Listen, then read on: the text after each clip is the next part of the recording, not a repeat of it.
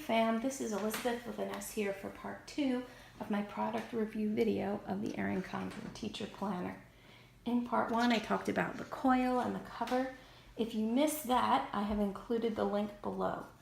These videos are really geared for teachers who are new to Erin Condren, like myself, and want more product information before spending so much money on the planner. In this particular video, I'm going to talk about the paper quality and the spacing on the calendar pages, which I just flipped through just before. So I read somewhere on some website that Erin Condren uses 70-pound paperweight.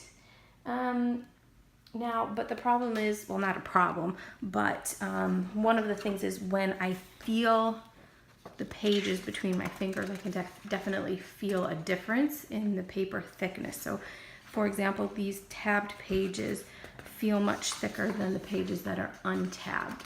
So it's the checklist pages that I just was showing you before I flipped to November, and then these weekly spreads. So it's really okay. There really isn't a problem with the fact that some pages are thicker than others, but just to say that there was a difference there.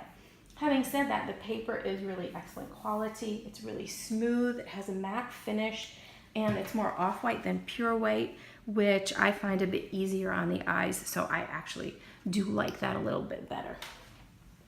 The second thing that I wanted to talk about today is the spacing on the calendars. So the first, we're going to look at the monthly spread here, and I brought my little handy ruler with me so we could see this. So these are the monthly boxes, and if we just zoom in a little bit, you can see our measuring a little bit better. So the monthly boxes are whoops, let's go with inches, not metric system. So the monthly boxes are just under 2 inches wide and about 1.75 inches vertically. So that's a really nice space. And the thing that I like about the monthly spread is that it includes a number of fun things. So, for example, we have authors' birthdays, like William Steig's birthday. We have other fun things like National Authors Day.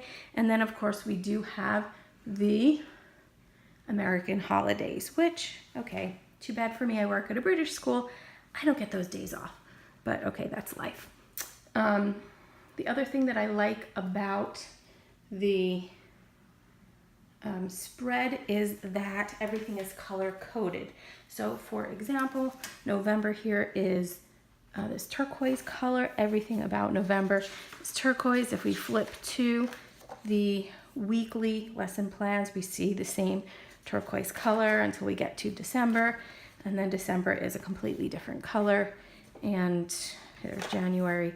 So we can see that kind of has that theme going, which I actually really like. So let's look at the spacing on the lesson plan actual page here. So this is what the weekly spread looks like. We've got the 6 columns with a possible 7th column. This could be a notes column. I guess however it is you want to use it. So let's just zoom in so we can see some spacing sizes. And so the headings so the columns themselves are just under that same under 2 inches in width.